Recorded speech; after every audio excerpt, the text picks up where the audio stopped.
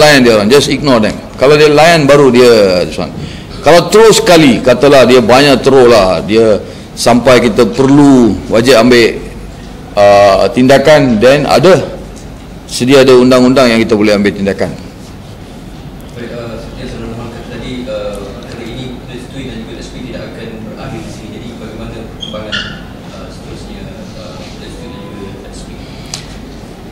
Kebanyakan kerja-kerja bukan saja kerajaan lah, mana-mana tempat lah. Dia boleh ambil NGO, boleh ambil parti politik, boleh ambil sekolah, boleh ambil jabatan-jabatan, agensi-agensi kerajaan. Kebanyakan tempat-tempat yang satu kekurangan adalah komunikasi tak cukup. Komunikasi itu tak cukup. Kita dulu tak ada handphone, kita ada landline. Landline itu dekat rumah atau dekat public phone, dan kita bergantung kepada surat khabar. Tapi sekarang tu media ini, komunikasi secara media ini dalam poket kita, tangan kita.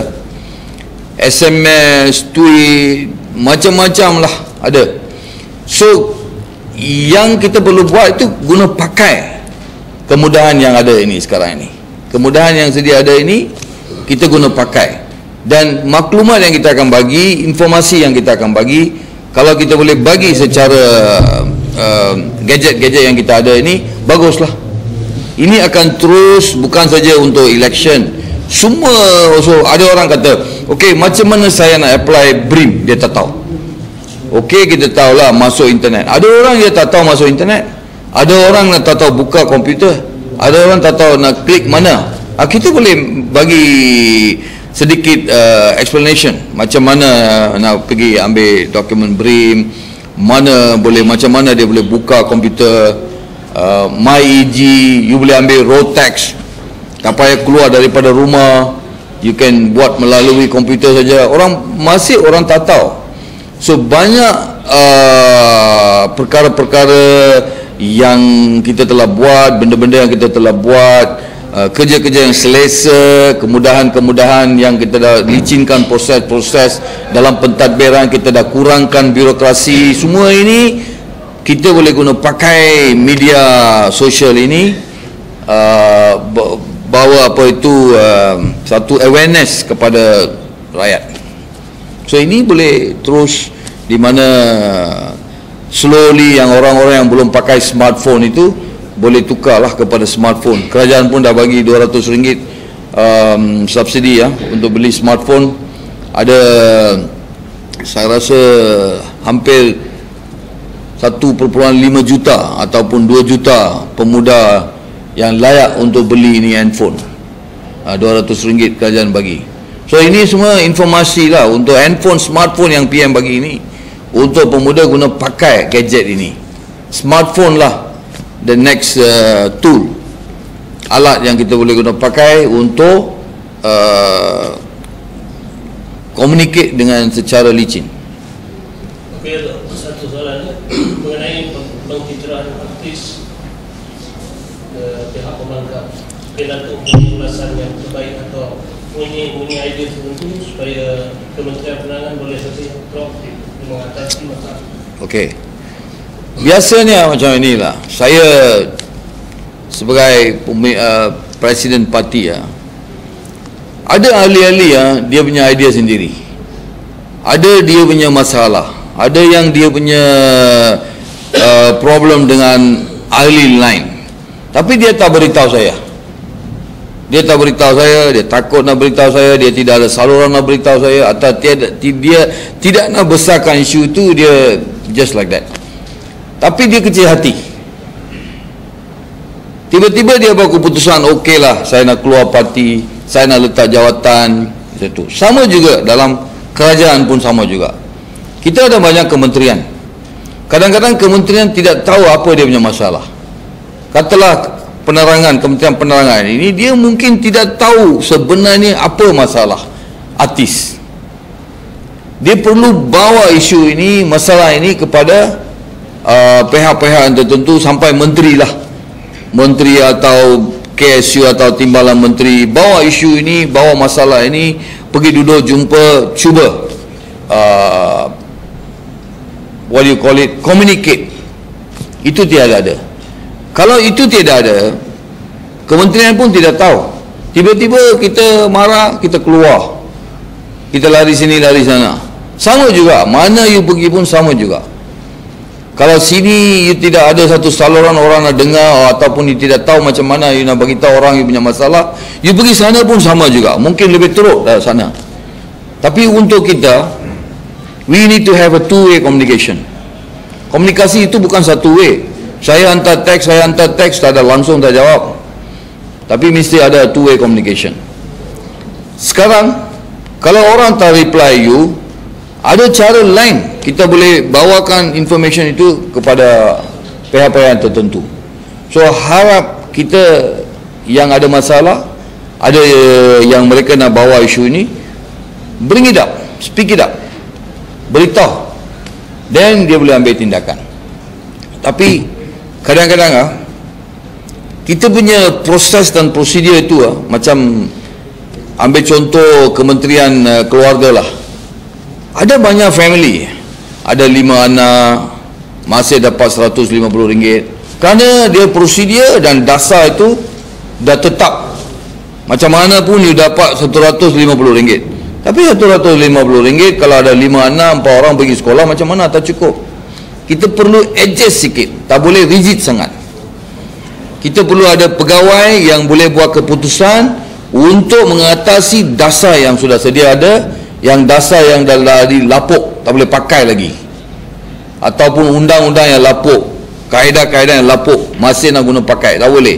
Perlu kita ada seorang pegawai yang ada kuasa untuk mengatasi masalah ini, yang orang nak ikut dasar-dasar yang lama.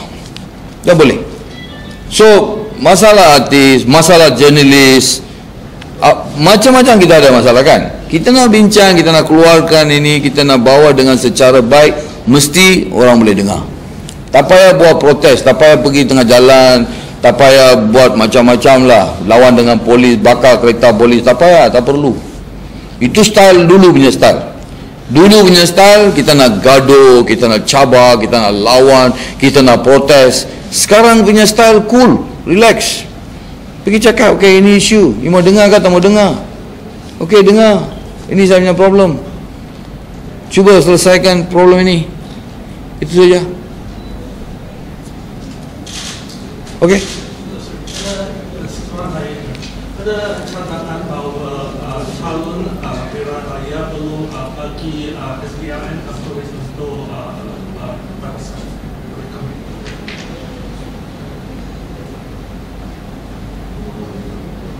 Calon dalam pilihan raya. MSCC and police Background check. What is your question? Background checking. Nothing wrong. Kalau tak ada, saya pandangan saya lah, tidak ada salah.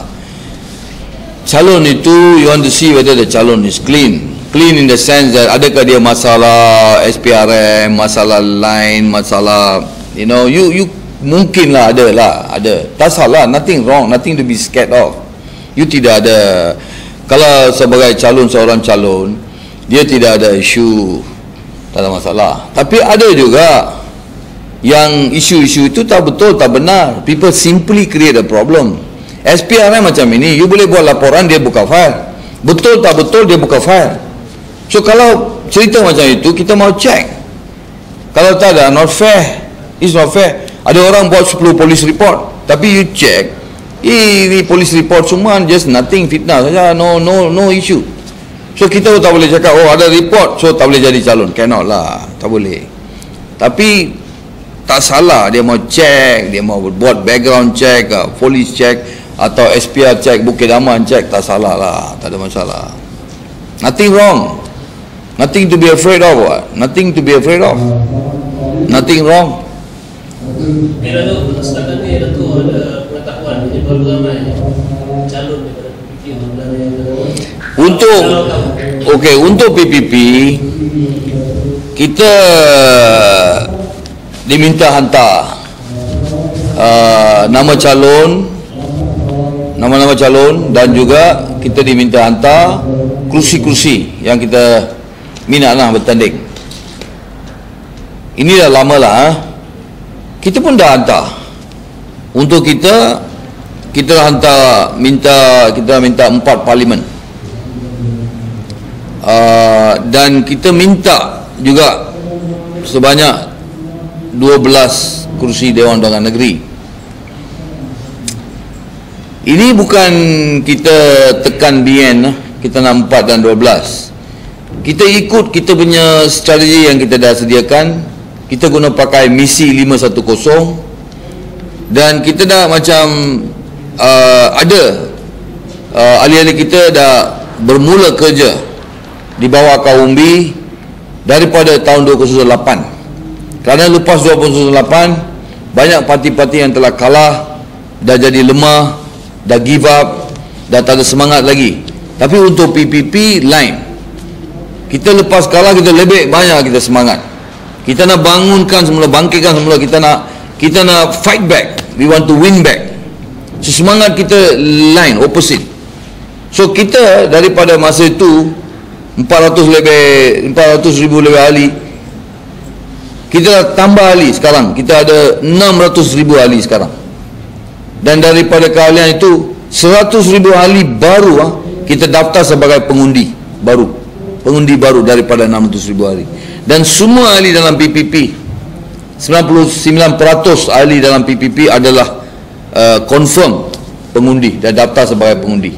Dan semua ada kad ahlian. Bukan kalau ada ahli PPP check up saja, tak. Semua ada membership card. Itu rasa boleh dapat tak? Saya rasa 4 parlimen itu boleh dapat lah. DUN itu saya rasa 12 tu mungkin susah sikit. 8 kot boleh. Saya fikir satu parlimen satu negeri lah Selangor. Wilayah kita dapat satu kerusi parlimen. Wilayah. Ya.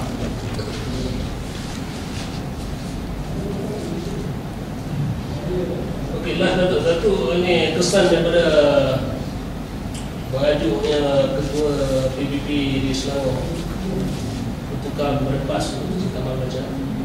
So ada kesan tak pada PPP di Selangor? Tak ada kesan. Dia dulu dari KIMA. Dia seorang ahli KIMA dulu. Dia cakap KIMA itu tak betul dan dia nak masuk direct dalam barisan.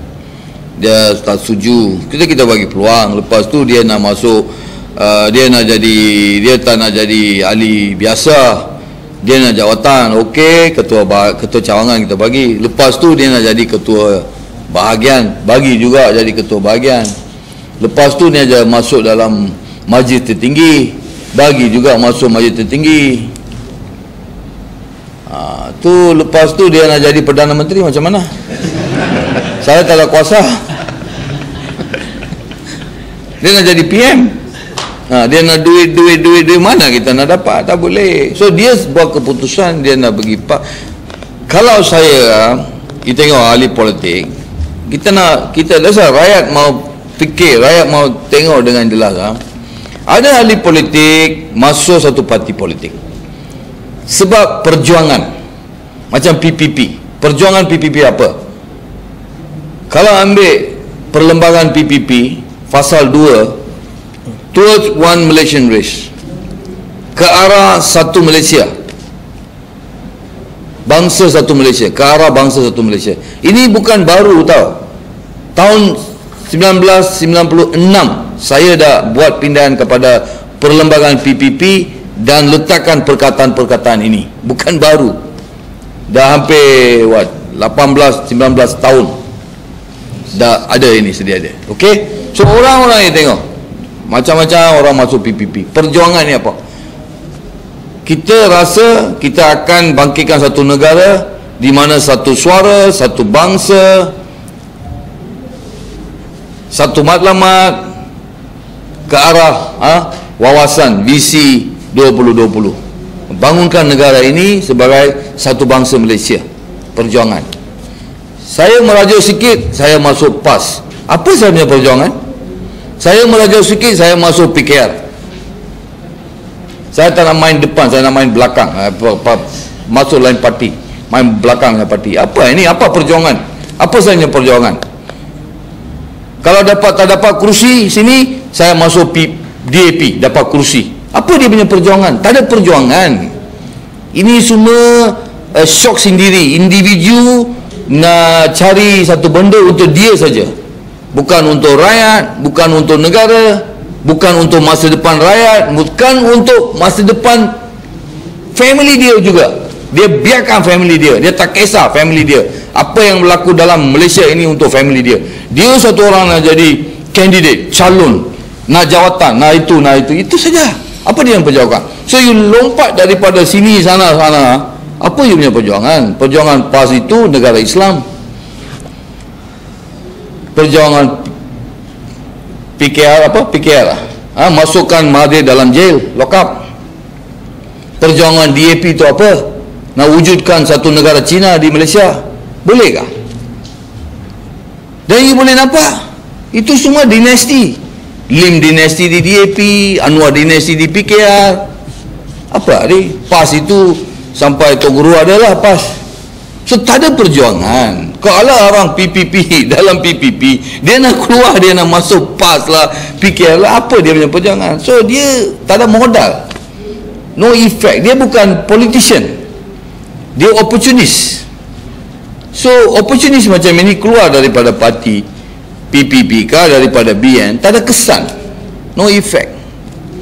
Sama juga dulu kita ada satu timbalan menteri nak hancurkan PPP, nak pergi mahkamah batalkan pendaftaran PPP.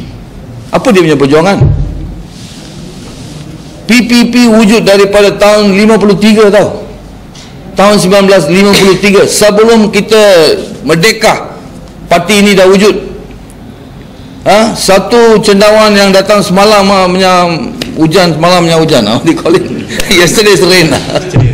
Cendawan yang tumbung semalamnya hujan, dia nak batalkan PPP. Dia cakap presiden boleh turun. Ini senang kan? Ini tahu kan macam berapa banyak kerja kita buat, how much effort, work, money, time, sacrifice